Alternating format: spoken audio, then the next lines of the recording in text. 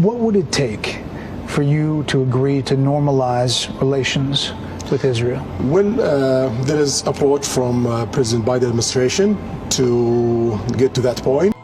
When we make peace between Saudi Arabia and Israel, the whole Middle East changes.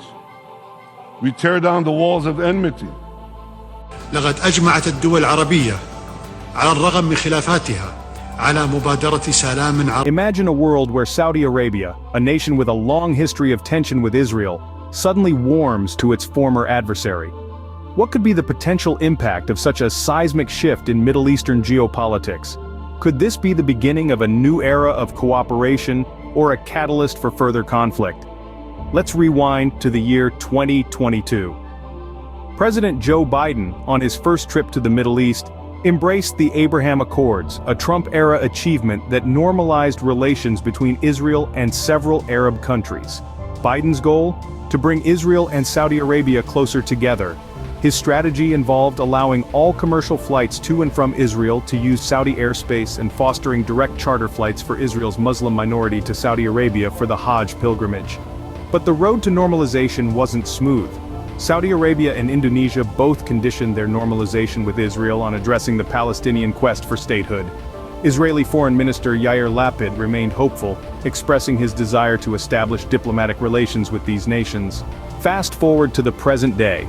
A deal is being negotiated that, if completed, would result in Saudi Arabia, for the first time, establishing warm relations with Israel.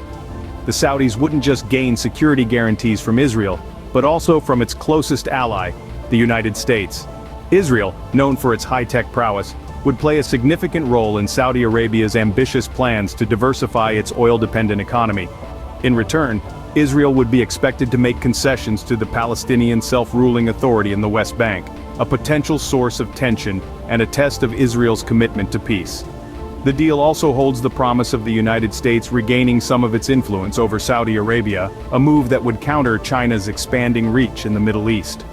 The pact offers substantial rewards to all four governments, not least of them additional ways of dealing with Iranian military activity in the region. However, such a pact also stirs populist forces among all of their constituencies, posing risks to those in power. Will the leaders brave these stormy seas for the promise of a more secure and cooperative Middle East? These negotiations involve key figures from all sides. The United States is represented by National Security Advisor Jake Sullivan and his deputies Brett McGurk and Amos Hochstein. Defense Minister Khalid bin Salman and National Security Advisor Musaid Al-Iban represent the Saudis. The Israelis are led by Strategic Affairs Minister Ron Dermer, while Diplomatic Advisor Majdi Khaldi negotiates for the Palestinians.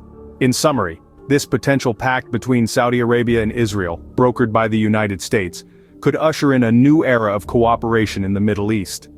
However, the road to peace is fraught with challenges, from addressing the Palestinian quest for statehood to managing populist backlash. As we watch these negotiations unfold, we're reminded that the course of history is often shaped by the brave decisions of a few. Whether this pact will bring about lasting peace or further conflict remains to be seen, but one thing is certain: the world is watching.